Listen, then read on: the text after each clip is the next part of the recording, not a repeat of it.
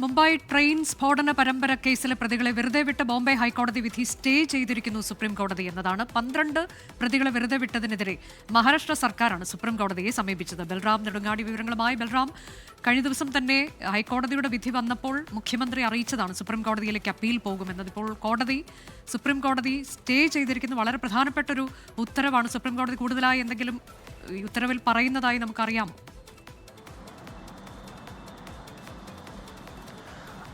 അനുജ, ഏറെ നിർണായകമായ ഒരു നടപടിയാണ് സുപ്രീം കോടതിയുടെ ഭാഗത്തു നിന്നും ഉണ്ടായത്.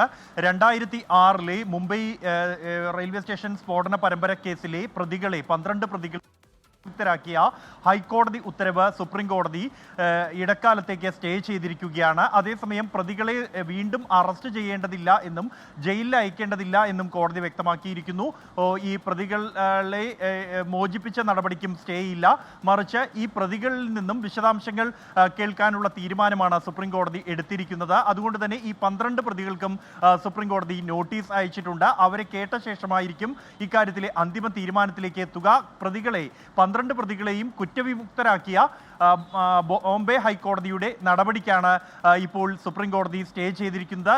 ഈ 2006 ഈ സ്ഫോടന പരമ്പരയിൽ 187 പേരാണ് കൊല്ലപ്പെട്ടത്. തുടർന്ന് 13 പ്രതികളെയായിരുന്നു ഈ കേസിൽ ശിക്ഷിക്കപ്പെട്ടത്. അതിൽ ഒരു പ്രതി കോവിഡ് ബാധിച്ച് മരിച്ചിരുന്നു. മറ്റ് 12 പ്രതികളെയുമാണ് 10 വർഷങ്ങൾക്ക് ശേഷം ബോംബെ ഹൈക്കോടതി കുറ്റവിമുക്തരാക്കിയത്. തുടർന്ന് ഈ കഴിഞ്ഞ തിങ്കളാഴ്ച തന്നെ മഹാരാഷ്ട്ര സർക്കാർ സുപ്രീം കോടതിയെ സമീപിച്ചിരുന്നെങ്കിലും അന്ന് തന്നെ പരിഗണിക്കണം എന്ന ആവശ്യം അംഗീകരിച്ചിരുന്നില്ല. തുടർന്നാണ് മഹാരാഷ്ട്ര സർക്കാരിന്റെ ഹർജി ഇന്ന് സുപ്രീം കോടതി പരിഗണിക്കുകയും ഈ ഹൈക്കോടതി ഉത്തരവിന് താൽക്കാലിക സ്റ്റേ പുറപ്പെടുവിക്കുകയും ചെയ്തിരിക്കുന്നത്. പ്രതികളെ കേട്ട ശേഷമായിരിക്കും ഇക്കാര്യത്തിൽ സുപ്രീം കോടതിയുടെ അന്തിമ വിധി ഉണ്ടാകുക. അനുജ, അങ്ങനെയെങ്കിൽ അതിലെ അടുത്ത നടപടിക്രമങ്ങളിലേക്കൊക്കെ കോടതി വേഗം കടക്കുമെന്നാണോ നമ്മൾ കരുതേണ്ടത്? ഇത് വളരെ വർഷങ്ങൾക്ക് മുൻപ് 2006 നടന്ന സ്ഫോടന പരമ്പരകളാണ്. അതിനുശേഷം 18 വർഷം ഈ പ്രതികൾ ജയിലിൽ കഴിഞ്ഞു. പിന്നീടാണ് കഴിഞ്ഞ ദിവസം ബോംബെ ഹൈക്കോടതിയുടെ ഒരു വിധി ഇവരെ വിട്ടയക്കാൻ പറഞ്ഞുകൊണ്ട് വന്നത്. ഇതിലെ തുടർ നടപടികൾ നീളാനുള്ള സാധ്യതയുണ്ടോ?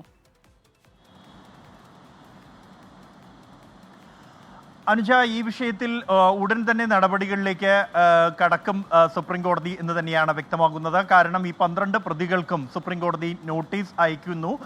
തുടർന്ന് ഈ പ്രതികളുടെ വാദം കൂടി കേട്ട ശേഷമായിരിക്കും ഇക്കാര്യത്തിലുള്ള ഒരു അന്തിമ തീരുമാനത്തിലേക്ക്, അന്തിമ വിധിയിലേക്ക് സുപ്രീം കോടതി പോകുക.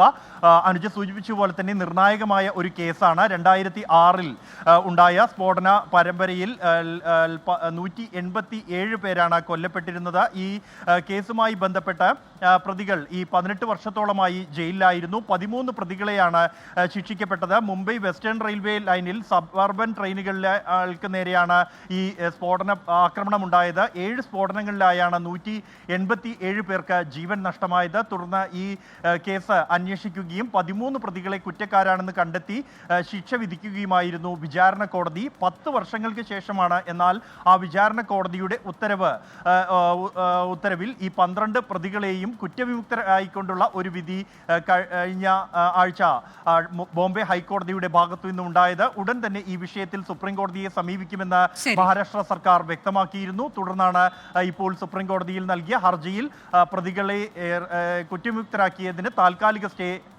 സുപ്രീം കോടതി. വളരെ പ്രധാനപ്പെട്ട ഒരു ഉത്തരവാണ് സുപ്രീം കോടതിയിൽ നിന്ന് വന്നിരിക്കുന്നത്. മുംബൈ ട്രെയിൻ സ്ഫോടന കേസിലെ പ്രതികളെ വെറുതെ വിട്ട ബോംബെ ഹൈക്കോടതി വിധി താത്കാലികമായി സ്റ്റേ ചെയ്തിരിക്കുന്നു സുപ്രീം കോടതി.